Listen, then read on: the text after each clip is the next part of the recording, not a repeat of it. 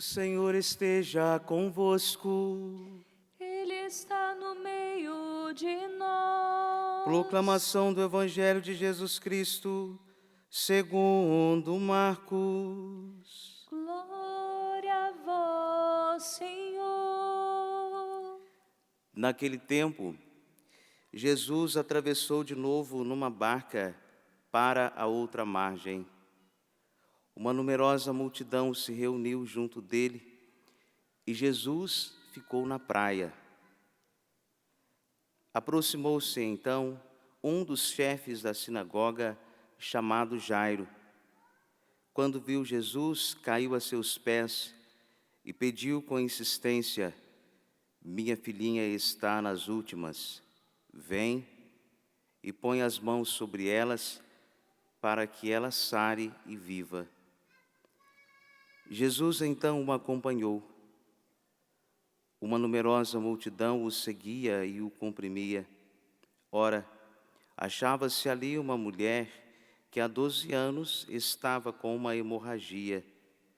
Tinha sofrido nas mãos de muitos médicos, gastou tudo o que possuía e, em vez de melhorar, piorava cada vez mais. Tendo ouvido falar de Jesus, aproximou-se dele por detrás, no meio da multidão, e tocou na sua roupa. Ela pensava: se eu ao menos tocar na roupa dele, ficarei curada. A hemorragia parou imediatamente e a mulher sentiu dentro de si que estava curada da doença. Jesus logo percebeu que uma força tinha saído dele e, voltando-se no meio da multidão, perguntou: quem tocou na minha roupa?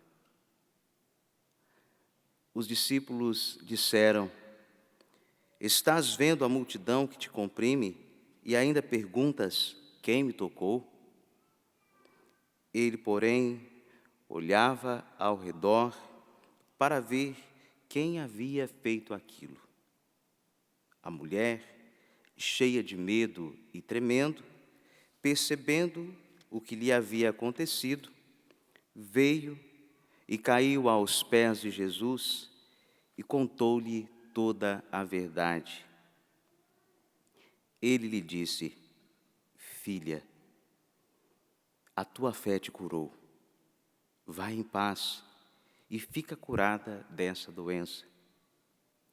Ela estava ainda falando quando chegaram alguns da casa do chefe da sinagoga e disseram a Jairo: tua filha morreu. Por que ainda incomodar o mestre?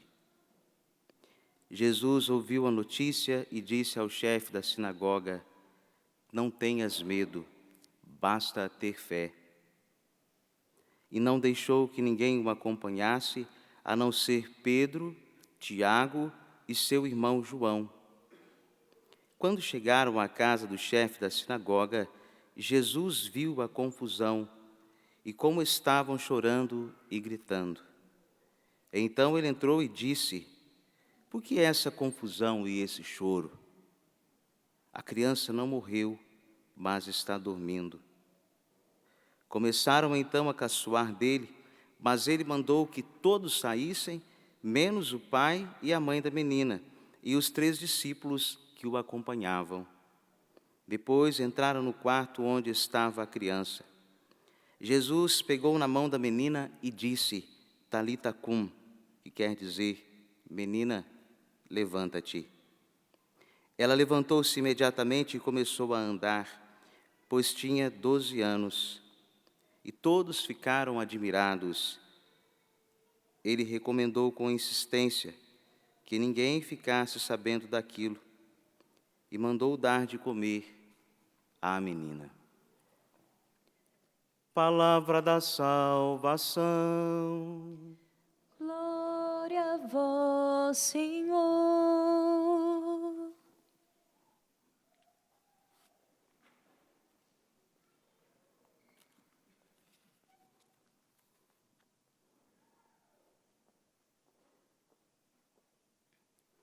Meus irmãos e minhas irmãs, A liturgia deste 13º domingo do tempo comum coloca-nos diante de um Deus bom, que desde o princípio quer a vida e não a morte. A morte é uma consequência do pecado, do mau uso da liberdade humana.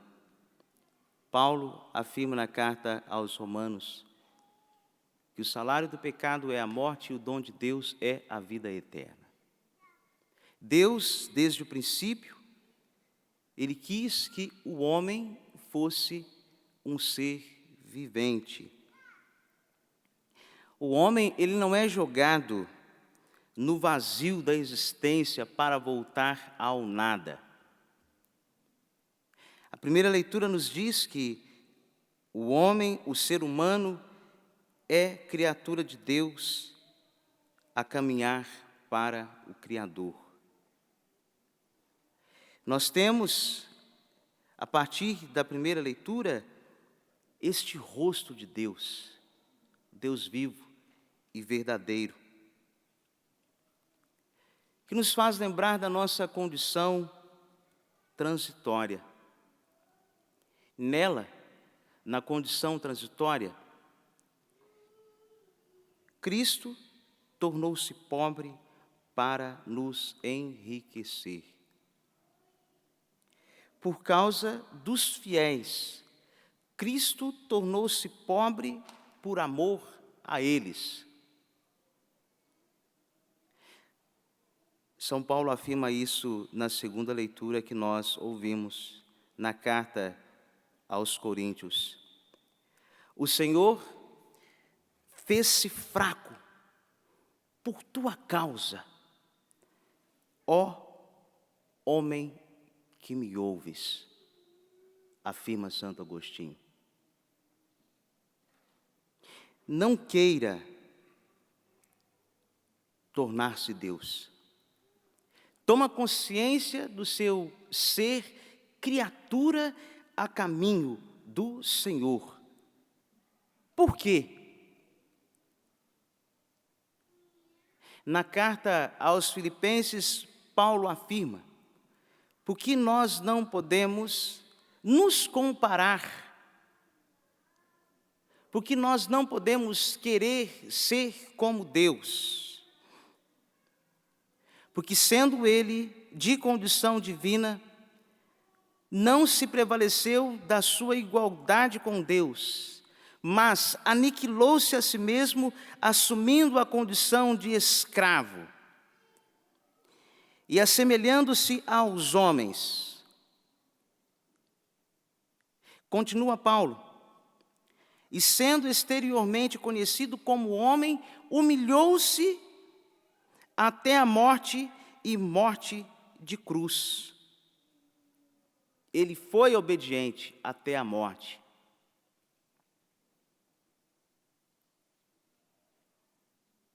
O grande erro da humanidade é querer tornar-se Deus ou tornar Senhor de si mesmo. Por isso, esta segunda leitura que nós ouvimos diz que o rebaixamento, o esvaziamento de nosso Senhor Jesus Cristo foi digno de receber do Pai a exaltação. Deus, o Pai, o exaltou.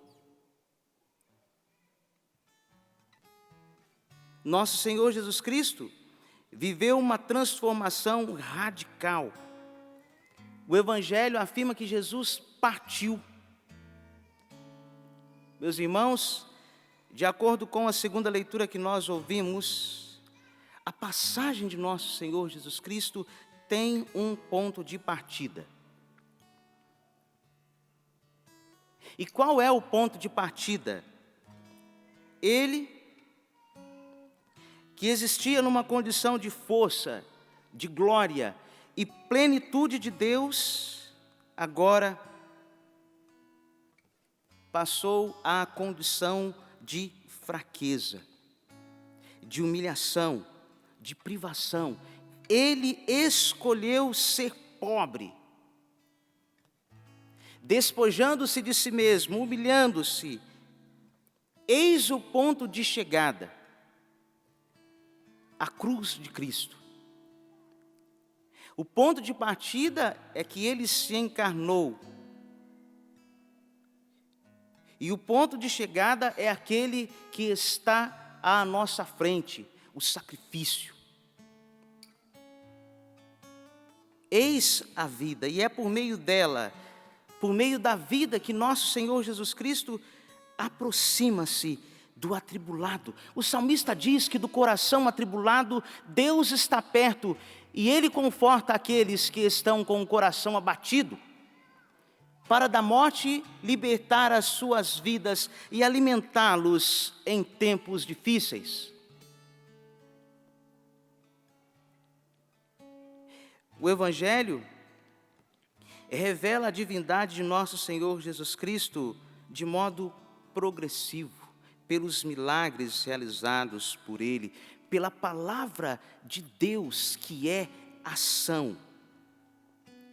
No domingo passado, a tempestade foi acalmada e hoje aparece Cristo como o Senhor da enfermidade e da morte. Ele sim tem um projeto de vida, uma força saía dele, força salvadora. O padre Alex, na missa de manhã, dizia sobre esta força que sai do Cristo, que nós recebemos pela força do Espírito.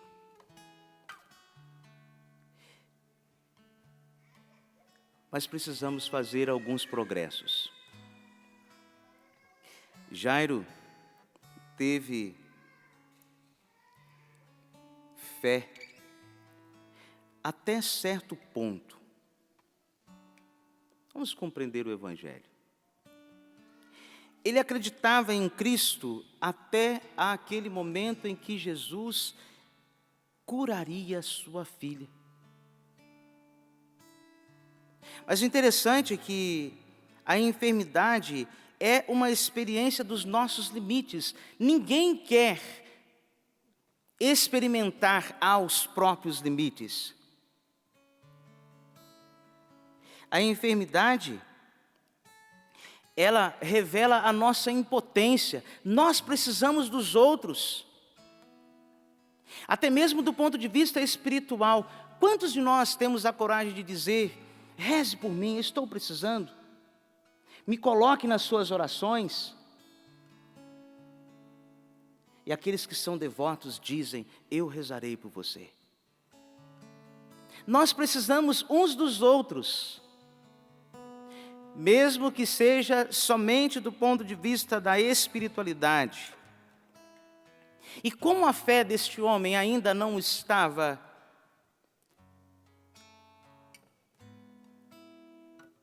na sua maturidade, nosso Senhor Jesus Cristo vai ajudá-lo a aprofundar a fé.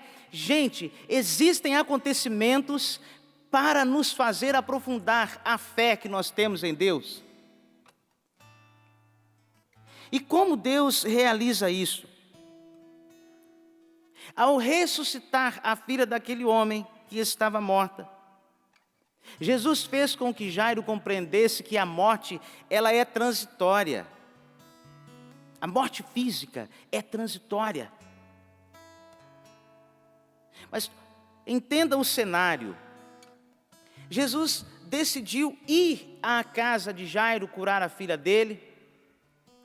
Mas no meio do caminho, Jesus foi interrompido por uma mulher que sofria. Deus deu a Jairo a possibilidade de ver o que ele, como Deus, poderia realizar na vida da sua filha. Ao curar aquela mulher com hemorragia. Se tratava de uma impureza ritual, a mulher tornava-se intocável. Mas aquela que era indigna de ser tocada, tocou a veste de nosso Senhor Jesus Cristo. que agora, como ressuscitado, faz a todos nós um convite. A levantarmos do nosso pecado, a levantar os nossos corações do desânimo, da tristeza, da angústia, a levantarmos a nossa vida daquele estado de prostração, a levantarmos o nosso coração daquela condição em que nos encontramos de desesperados. Às vezes Deus vai permitir que eu e você venhamos